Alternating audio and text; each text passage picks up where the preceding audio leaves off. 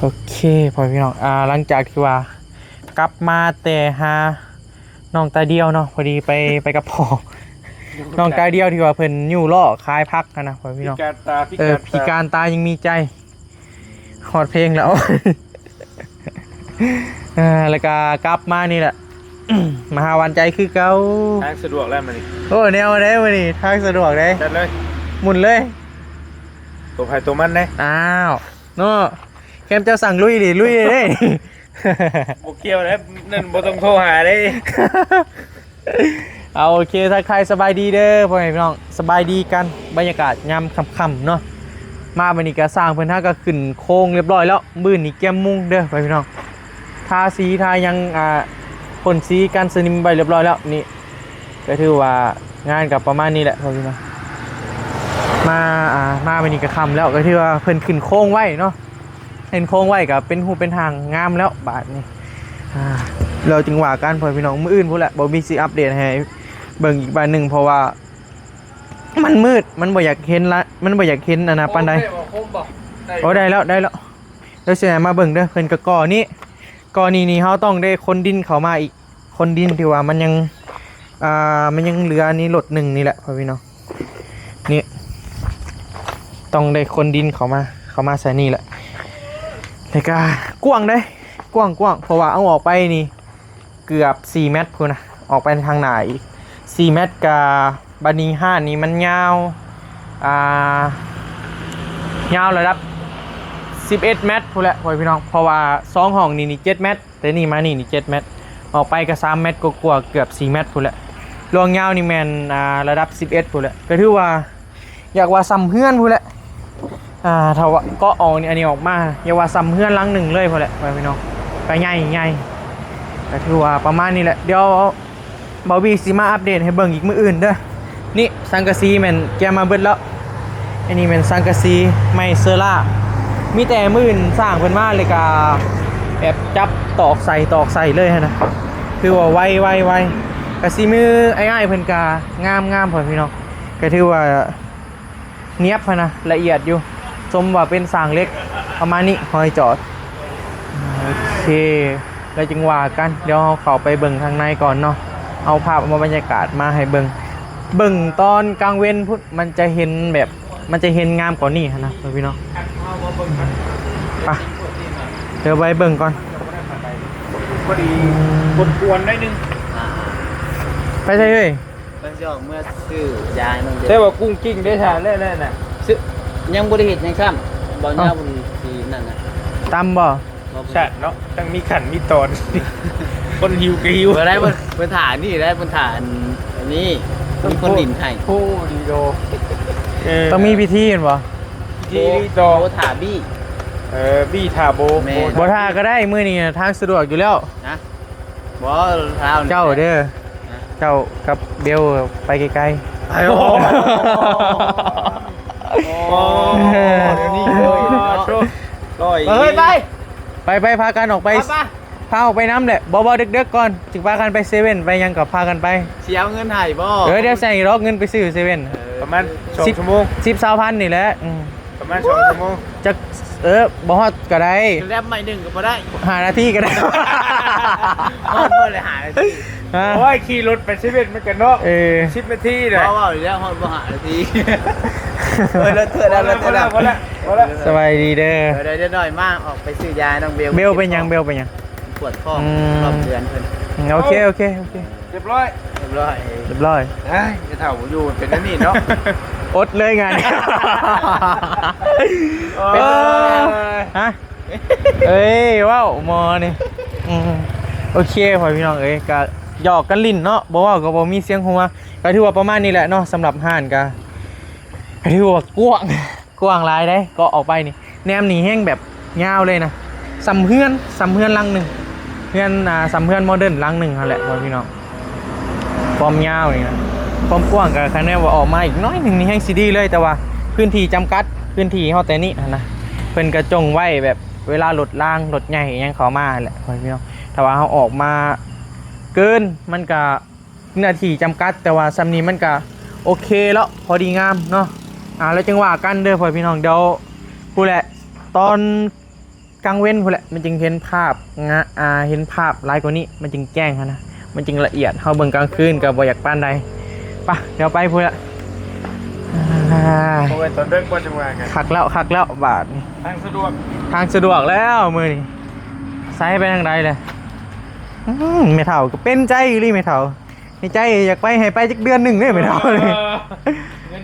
เดียวบ่ฮอดต่อเดือนนึงแล้วอ่ะ โอ้สิโอนให้อีกนะเดี๋ยวนี้ โอนให้อีก200มาแต่งตัวงามแท้มื้อนี้บายดีเด้อ ให้ลูกค้าไป ขายเครื่องบ่ขายเครื่องแบบได้นะ เอาอย่างเอาเท่าไหร่10,000 ขายไข่บ่เขาไปนำได้บ่นี่ฐานนี้เลยฐานนี้ มวยเนาะ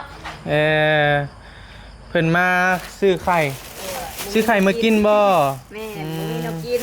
เพื่อนอยู่ไสเอ้ย เพื่อนอยู่ทางหลัง เพื่อนอยู่ทางหลัง โดยทางหลังเบื้องซอยเพื่อนไม่เท่า เผาถ่านครับบ่ โดยแม่น มาซื้อไข่ พอดี10,000 ซื้อเท่าไรนี่ ซื้อ10,000เงินบ่มีหลาย ไม่ได้ใจให้กดใจกันยังเอามาอีก ไข่เวททำนี่ เอามีฮะมีป่ะ มี มีจะ เอาเท่าไหร่ 6ห่อก็ได้ ทานนี่ก็ใจดีเนาะเจ้าเนาะ โดย เก็บเงินน้ำเจ้าอีกแล้ว เวลาเห็นเล่าเลยโอ้ยเจ้าสบายเลยเจ้า ใจถึงพึ่งได้พวกนี้นะสุดละหล่อแถมใจดีอีกพอบาร์บี้ซาแนลรู้จักบาร์บี้ซาแนลปะ ฮู้ ว้าลีบ่ ติดตามอยู่ ว้าไผไซเราอยู่ไซ เรียกแม่ เราอยู่ไซ บ่ฮู้ว่าอยู่ไสแต่ว่า โมเมนต์เรา ทะเลนี่ห่อทะเลนี่ พอดี40,000รวมเลยเขาหาพัน คำเลยยังคายเนาะคนมันมาน ขาย โชคดีอ่ะ โดยขอบใจละลายเลยขอบใจละลาย ทีนี้มีแห้ง โดย โชคไหน ใจดีอีหลีนี่เนาะเฮ้ย ใจดีเลย เอ๊ะ อยากให้ไปอัน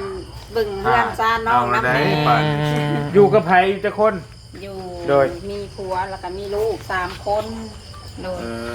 ผัวกะนั่นแหละเพิ่นมีแต่เจ็บมีแต่เป็นตลอด เงินมันก็เลยบ่มี ขาดแคลนยังเฮือนขาด เพื่อนหันมันคุเลยนะมันแบบว่าเพื่อนเฮ็ดบ่แล้วเสาก็เป็นเสาไม้แล้วก็อันมันบ่มีอันเอียงก็อันอิหยังลืมเลยอันนี้นะกันสาดอันนี้นะ โดย ใกล้เลื่อนไปเท่ามันบอก แม่นอยู่ต่อหน้ากันแล้วบัดนี้เลยยามฝนตกลงมาแล้วมันหัวแล้วโรงเรือนมันหัวเบิดเพราะว่าสังกะสีมันเป็นเหมียงไปแล้วโดยมันก็น่า มี หลาย โอกาส ย่ง สิไปเบิ่งมีโอกาสสิไปยาม โดย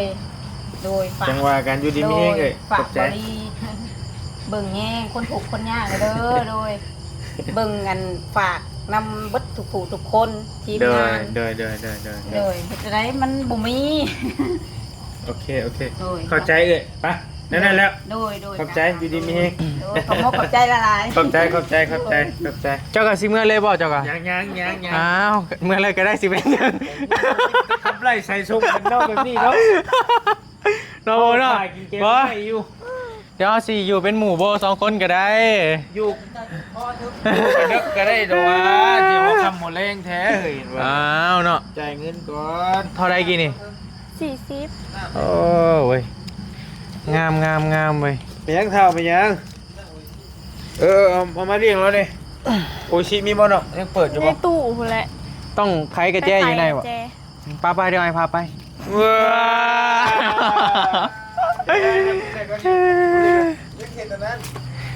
ฮะ เอามาร่วมกันไปนอกไป อ้าวเนาะ ใครก่อนตัวแท้เอานั่นดิเอาเป๊ปซี่นะ ไปน้องหลา นี่แหละรีแบบซี เอาตัวน้อยก็ได้ที่บอกจะ2-3ขวดน้ำแข็งนั่นนี่คนไปอันเด้อ มื้อนี้แม่บ่อยู่ข่อยพี่น้องไม่เท่าว่าฝากไว้น้ำบาร์บี้2มื้อสัญญากับเราแล้วว่าสิดูแลลูกสาวเราเป็นได้อยู่กับอ้ายมื้อนี้ล่ะฮะเป็นได้แม่บ่อยู่เป็นอะไรคิดฮอดแม่บ่ สิฮอดอยู่ คิดฮอดไอบี้อยู่บ่อะไรแน่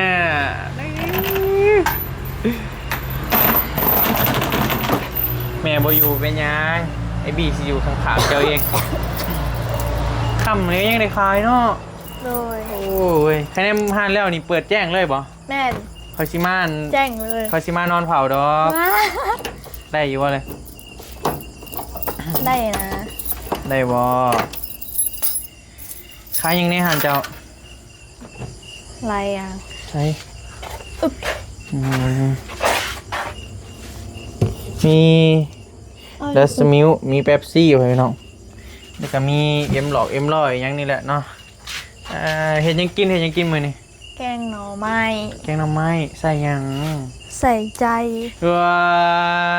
ยว้าวเป็นได้เดี๋ยวนี้เจ๊ว่า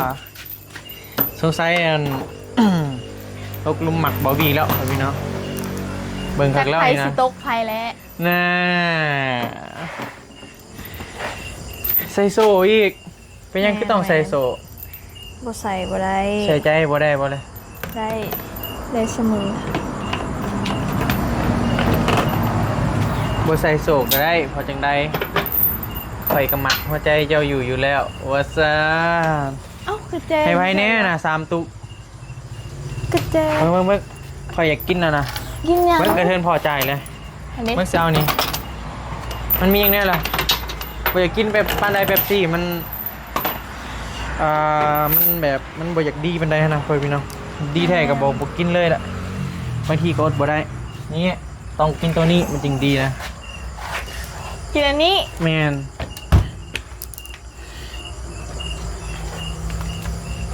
ต้องได้ผ่าคุ้มเนาะแคมเขาอยากหลักนี่มีแต่ทุบอย่างเดียวนั่นวะ แม่น แฮ่มานอนเฝ้าก็ได้สิเป็นหยัง นอนอยู่นอกนี่ นอนอยู่นอกบ่ใครอยากนอนในเด้ต้องเห็นเอาใด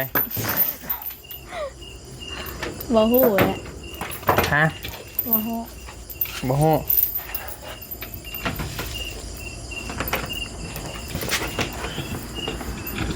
กำลังปิดห้าง โซลุก เทลได้นี่ได้บ่ โอ้ย มันเป็นอะไร เหนื่อยดิให้ไม่เท่ามาหลอกเองก็ได้ อ้าวบ่ เราสิหลอกข่อยหลอกบ่แหนนบางเถื่อค่ะ เบิ่งเดี๋ยวคอยลองให้มาลอกได้นี่บ่ได้บ่โบ บ่ได้ ฮะเอามันบ่อยู่บ่ ว่าเราสิมาอัดเองดอกเราบอกข่อยแล้ว อืม งับอันนี้ไว้ ย่านโจรมางัดเนาะ มันคือภูเขาเอาละ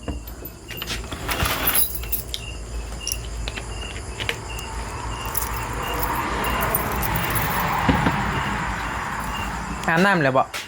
อาบแล้ว นี่ในนี่ใครยัง นี่เป็นน้ำก้อน นี่จะทำก่อนวะ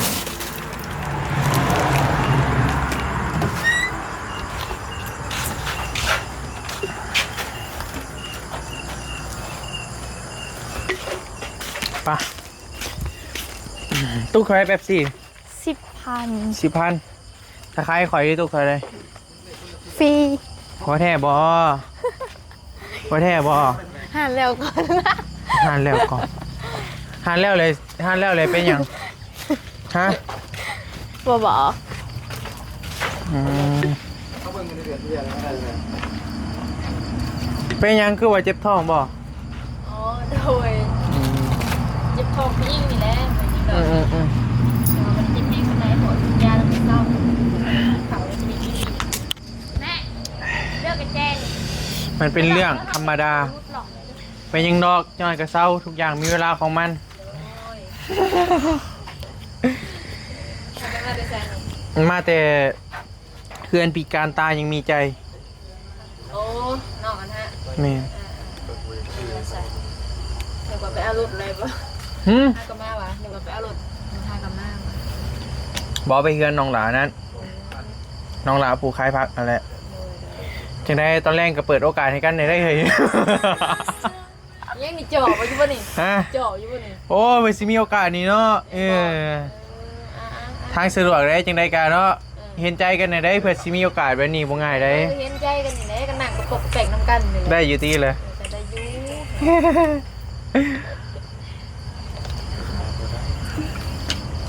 นอโบ ภาษาไปซื้อยาให้ แม่แล้วเป็นคนหน้า เลย มื้อใดก็แม่มา นอนนี่หนึ่งคืนมื้ออื่นหน้าก็ โบมันถิด ไม่ผิดบอก มื้อนี้ว่าหยัง มันสุกร์ มื้อนี้วันศุกร์เบลใส่หยังเบลหน้าคือใส่แหละ สลายอย่างก็เปลี่ยนสลายโตอยู่ คือว่าให้น้องใส่น้ำแน่เลย กูมีเงินซื้อ แต่ละคนบอกคือกัน แม่นบ่ โบผัดเป็นแห้งแล้วก็บหัวสิไส้ เจ้าเคยเป็นบ่ พอบ่ค่อยแห้งขนาดนี้สูงสุดมีแต่4-5ตุ่มแล้วก็ เออ ซาเอามันก็เบิดหลายอยู่ไหนเหมือนบ่เบิดห มั ลานย ลงอะไรนี่นะ ใช่มึงด้วยบ่โบ โอ้ฮอร์โมนขึ้นตอนทรงม .4 ตะกี้น้องกันหนาบ่ได้เป็นอันนี้ ตะกี้บักงาม แม่นบ่ แม่น ผู้ว่าร้ายบ่ตะกี้ โอ้ให้ว่าว พาน้องเพิ่นใส่อันใดหนึ่งลงหาต้องใส่ตลอดแต่ว่าขาดตอนนะคะ เจ้าใส่หยังใส่โฟมอยู่บ่มันต้องใส่โฟม กระไส้ กันแดด ใส่ตลอดอันนั้น ใบบัวบก อันนั้นบ่ได้ใส่บ่ถือ ใบบัวบกบ่ถือว่ะ เออ ใบบัวบกมันเห็ดให้หนาซุ่มเด้ซุ่มซื่นแบบมันอันนี้ว่าง่ายๆมันเพแล้วมัน มันจักสิหวานอะไรแบบใส่มาลายแล้วนะใส่มาเบิดอย่าง มันลายโพดแบบมันมั่วกันเลยนะมันการอะไรเนาะเป็นยังดอกหอนยามมันกระเซ้าแหละแต่ว่าดีขึ้นบ่ตอนนี้ ตะกี้แห้งเป็นลาย ตะกี้แห้งลายวะ แม่นบอกว่ามันเป็นน้ำหอยมันซื่อๆอันนี้ฮะ แม่นวะ ยังหักซาหอยอยู่ ใช่อันชื่ออันนั้นเด้หลบรอยผิวแพ้เป็นนะ ใส่ แต่ว่ามันยังมีเจ้ายิกมันว่ามันคือแดงหน่อยนี่ แดง ยิกมันเป็นบ่ กด ฮะ กดหน่อยหนึงที่ มันยังขึ้น อ แล้ อก ว มา มันยัง ค่ะ ขึ้นแล้วไปกดมัน ถือแดดลายก็บ่ได้ห้อนลายก็บ่ได้ ว่าไงก็กำลังซิวขึ้นซาวนะพี่น้องกำลังเป็นซาวอยู่เนาะใหญ่ขึ้นมาแบบเบลก็จังก็เกลี้ยงแล้วขาดเป็นซิวยังงามแล้วนี่นะ งามสำไร ฮะ งามสำไร งามซ้ำใดเห็นบ่ งามที่สุดงามที่สุด แม่นสบอ เป็นอะไรแม่บ่อยู่แม่บ่อยู่เป็นอะไรกินฮอดเราอยู่อ่ะ คิดฮอด โทรหาอยู่เราฮอดแล้วเราฮอดแล้ว เราบ่ตอบ เราฮอดแล้วบ่ข้ามไปไทยบ่มีเน็ตเลยล่ะ มันต้องได้ ตั้งเน็ต สมาร์ทซิมเน็ต มี มา แต่ใบเตยหลินได้ บ่อยากคิดโตเลยนะเดี๋ยวนี้เพิ่นมีสัญญาณบ่ อย่าปากแม่ ดีแท้กับและ เพิ่นบ่ได้ตั้งเน็ตเบลบ่ได้ตั้งเน็ตให้แม่บอก แล้วการบ่เพิ่นสิบ่ตั้งบ่ เอ้าข้าวเนี่ยดิ ไปเสื่อมพุ่นแหละเสื่อม Wi-Fi อยู่พุ่นแหละ เนี่ยเขาหาเสื่อมให้มัน โดนคือสิฮอดจักมึงเด้อ บ่ใช่ คือสิฮอดเลยติ มันมีเวลาของมันอยู่ทุกอย่าง แม่นมีเวลาของมันทุกอย่างมีเวลาของมันบ่เป็นหยังดอกเดี๋ยวไอ้สิมาอยู่เป็นหมูเอา เพิ่นโม่เลยเป็นหยัง ฮะเพราะอยู่เป็นหมู่เด้ย่านน้องเพิ่นเหงาโอ้ยเนาะย่านเนาะล่ะเนาะอยู่คนเดียวย่าน เจ้ามาเขาเฮงเนี่ย อยากให้มาอยู่น้ำอยู่อ่ะ โอ้ยเนาะสร้างว่าแท้แล้วนี่ ว้า อยู่คนเดียวได้แล้ว เป็นมิตรดงเจ้าของ อย่าเลยซะเมื่อก็เฮา มันคือเมื่อแล้ว อืมเมื่อก่อนเด้อ แล้วแต่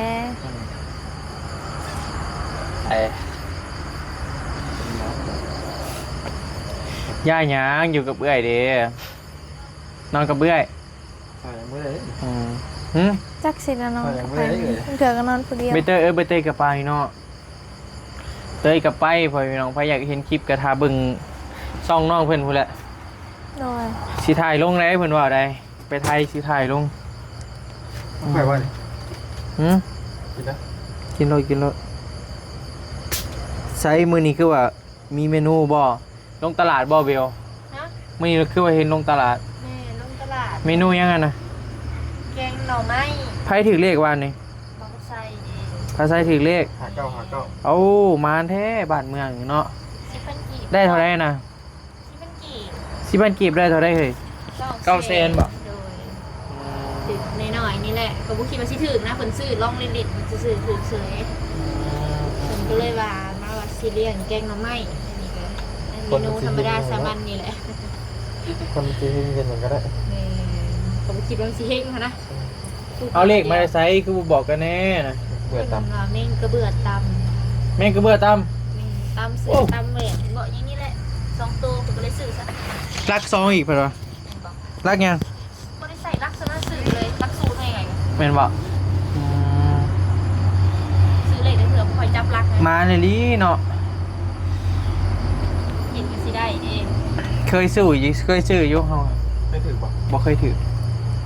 บ่ถือเลขก็ได้ถือใจโบก็พอว้า เฮ้ยเดี๋ยวดิ คือว่า ยัง เสีย บ่ ง ยอ อะ ด ไร แนล เงี้ย นี่เฮ้ยเออ มาดู เฮาลูกแล้ว ถึงท่าแดปเตอร์ปะ โอ้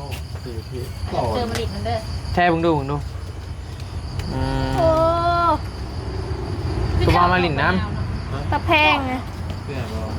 ใช่โค้งหนาเดียวกับตาเดียวเลย จังหวะจีว่าคือว่าวิ่ง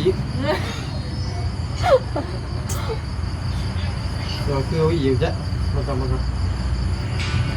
ว่าวิ่งแล้วแบบคือหลายคนหลายเลย ำแม่นบ่อุ้ยจะเฮ็ดซั่นก้อย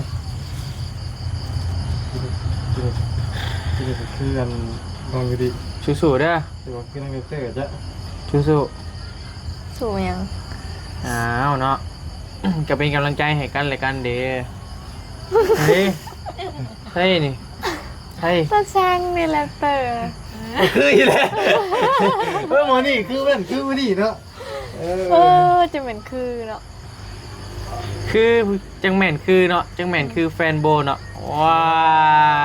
จะเบิ่งจงผม แฟ นี่ นเก็บ ของเท่ด้วยตัวนี้ ไป เดี๋ยวจงผม ปั ด้วน ย ลงผมนะ จงผมเลย เออ นี่ คือเร็ว จงผมเดียวกันนะ ช่าง เจอ เย แม่ อะ เฮ็ดแตะเบะอยู่เนาะ จงผมเดียวกันกับคุณเจ้า โอเคแล้วจึงว่ากันเด้อคนพี่น้องเด้อ อย่างนี้ได้ของมัน ทุกอย่างมีเวลาของมันก็มีแต่นั่นน่ะแหละเด้อล่ะเด้อมีแต่ไอ้สิเมื่อเอายังน่ะเอาเต้นเอายังมานอนที่เก่า ก็ดีบ่เลย แม่ที่ หรือว่าพอผมพายังมีอยู่ตีหรือว่าแต่ว่ามันก็อยากหนาวอยู่มื้อนี้ครับเป็นไปได้กัน แต่มันก็ ใน หนาวเลยนอนหนาวใครข่าวเตะตัว ในเฮือนพุ่นแหละคันว่าเป็นไปได้นะถ้าว่าบ่ได้ก็แถวตู้แถวหยังก็ได้อยู่เนาะมันจำเป็นได้มื้อนี้ แม่นบอก เฮ็ดเอาได้ซะ บ่จำเป็นปันไหน ผู้สาวกั อน ยู่ เนาะ คนเดียวได้แล้ว อยู่คนเดียวได้แล้วบ่ให้กะย่านเจ้าค่อยหยังอะไรยันเจ้าหายก็เป็นห่วงเด้ไอ้ก็มีเหตุผลของอ้ายเด้ล่ะไอ้บ่ได้แม่นว่า โอน ไอ้บ่ได้แม่นว่าเสียโอกาสนี่ก็เนาะไอ้เป็นสุภาพบุรุษพอเด้ ยังว่าอะไรมวยเองเลย พูดได้ว่า ว่าหยอกพอพี่น้องถ้าเป็นไปได้ก็ดีได้ล่ะถ้าเป็นไปได้ก็ดีกว่า เป็นไปบ่ได้ อย่าลืมได้เลย ไหน เปิดโอกาสให้กันได้ เปิดอยู่ดินะตัวยาว ทุกอย่างมีเวลาของมัน แม่นบ่ ยาวกับ เวลานี่มันมาฮอดแล้วเอาว่ะมื้อนี้นะ กระทำน้ำได้แห่กลับเมื่อก่อน คือว่าสิกลับแล้วบ่ ยัง ยังอยู่ มันง่ายหรอกครับ ก็ได้เปิดโอกาสให้คนบางงานด้วย เนี่ย พอค่อย ไปโอเคพ่อพี่น้องเอ้ยเราจึงว่ากันเนาะสำหรับพานกับมื้อนพุ่นแหละเดี๋ยวสิมาถ่ายให้เบิ่งอีกบาทหนึงเพราะว่ากลางคืนมันก็บ่อยากแจ้งปานใดภาพมันบ่อยากคักภาพมันบ่อยากคักปานใดพ่อพี่น้องเดี๋ยวมื้อนเดี๋ยวสิอัปเดตให้เบิ่งคักๆเด้อมื้อนก็คือสิได้มุ่งแหละไปสำหรับที่นี่ลำลาเลยเด้อพ่อพี่น้องเด้ออย่างใดก็ขอบคุณกับคนหลายๆที่ว่าติดตามและก็ให้กำลังใจเบาวีมาโดยตลอดสำหรับที่นี่ไปก่อนบ๊ายบายสบายดีเด้อ